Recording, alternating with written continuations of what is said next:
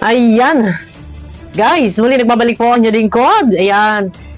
Good morning, good evening sa inyong lahat. At talaga naman, no, yung kay Beyonce, tuloy-tuloy ang kasiyahan at ngayon ay yung part 2 na, guys. Nakasalang na po yata kay Kalinga Prab. Suportahan po naman natin ang channel ni Kalinga Prab at tuloy-tuloy ang kaligayahan, ang kasiyahan, ang birthday celebration ng talagang sikat na si Beyonce, no? Eto na, dito sa ating love team, guys. Love team. Ano ba yan? Ano ba yan? Ano sa ating love team? Eto sa ating thumbnail, nakikita nyo po dyan, yung tatlo. Si Beyonce, si Joy, at si Carla. Eto, alam niyo, totoo lang, natutuwa ko na meron silang ganitong picture at sila ay sumasayaw, no? Napakaganda ng kanilang samahan at nakikita natin yung kanilang pagkakaisa na sa kabila ng before, parang tingin natin parang may issue, no? Pero wala namang issue. Bakit parang tingin natin, pakiramdam natin parang nagkakaroon ng kawang-kawang, pero wala naman. Pero dito, nakita natin na ito, ha, sumasayaw yan eh. Sumasayaw yan tatlo. Alam niyo, sa totoo lang, natutuwa ako. Natutuwa ako na makita sila na magkakasama ng ganito. Kumbaga parang, maghilaan. Kung ano yung natamo ng isa, hilahan sila, paitaas. Ito yung maganda, guys. Alam natin yung kwento ng kanilang mga buhay, pare-pareho, na talagang nandun sila before sa hirap ng pamumuhay na talagang walang-wala. At pare-pareho na umaangat sa tulong ng Kalingap. Sa tulong ni Kalingap Prab, nakakatuwa, guys, nakakatuwa na makita nyo si Beyonce, si Joy, si Carla ay magkakasama. No? Noon, wala akong nakikita na sila ay magkasama.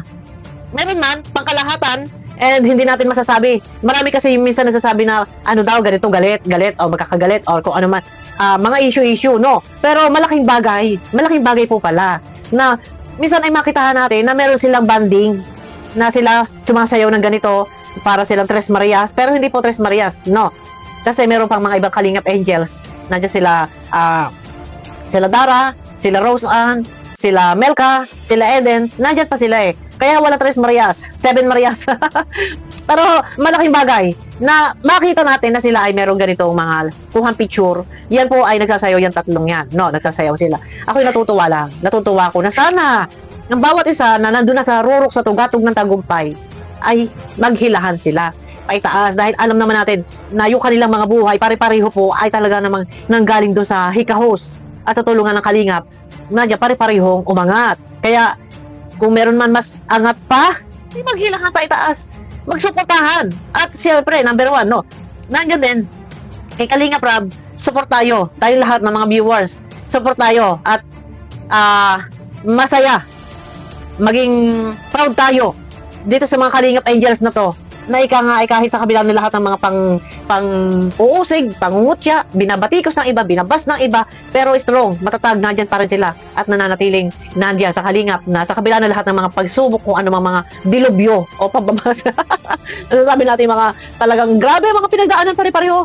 Ang pinagdaanan nila talagang nandyan na sobra yung mga stress na inaabot sa mga basher. Pero matatag, hanggang sa ngayon ay naandyan pa rin. Kaya dito sa tatlong ito, ako ay natutuwa lang na makita ko na meron sila mga tatlo sila sumasayaw. And ito na nga yung picture, natutuwa ako. Na sa kabila ng lahat na, yun na nga, minsan nagkakahiwa-hiwalay sila.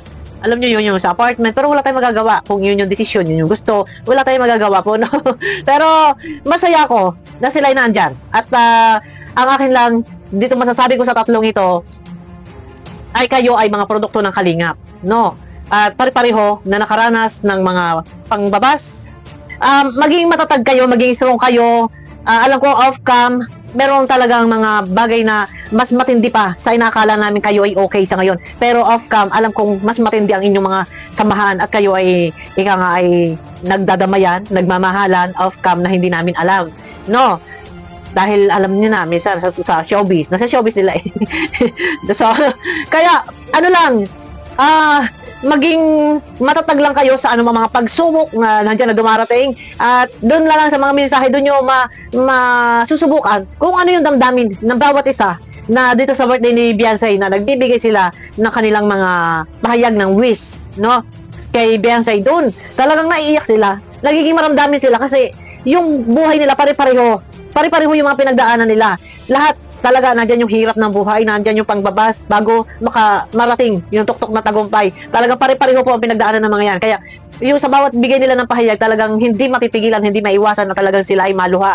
Nararamdaman at naiintindihan po natin kung ano yung mga kanilang bakit ba sila ay naluluha. Siyempre, sa hirap ng buhay na talaga pare-pareho halos ang kanilang mga pinagdadaanan. Pero nandyan sila nananatiling matatag sa kabila ng lahat ng mga pagsubok na nandyan na marami ang mga bumabatikos. Pero focus lang kayo sa pag-aaral hanggat merong mga nagmamahal at tumutulong, i-grab nyo yan.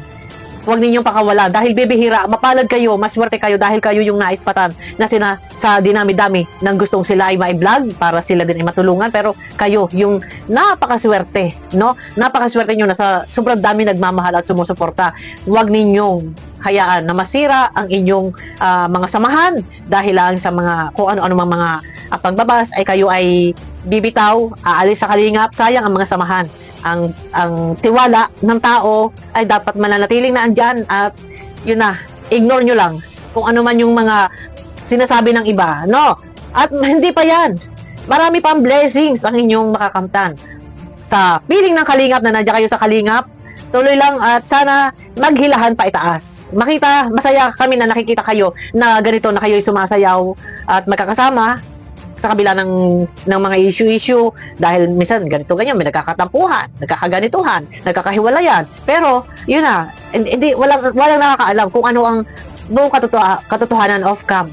Minsan nakikita lang natin, akala natin nagkakatampuhan, akala natin hindi nagpapansinan, pero yun na, nasa harap lang kasi ng camera. Pero off cam, baka sobrang harutan ng mga yan, no? At ayun na, tuloy-tuloy lang kayong tatlo. O, ilan pa kayo kasama si Dara, si Rose Ann, si Eden, at si Melka. Yan. At hanggat naandyan ang kalingap, no? Huwag kayong magpapasakop, makikinig sa iba. Or merong iba na gusto kayong pasunurin sa kanilang kagustuhan. Tandaan nyo, ang kalingap, hanggang wakas naandyan yan para sa inyo. Kaya mapalad kayo, maswerte kayo at napaka-blessed nyo. No, ito to sa mga Kalingap Angels. Talagang kapit kamay, wala na sanang malalaglag, wala na sanang malalagas. At alam nyo na, pagka hinawala sa Kalingap, ay talaga namang makakarinig kayo, hindi maiwasan, makakarinig kayo sa ibang mga viewers ng maanghang na salita na maaaring ibato sa inyo. No? At maging matatag lang kayo. At ika nga ay walang imposible.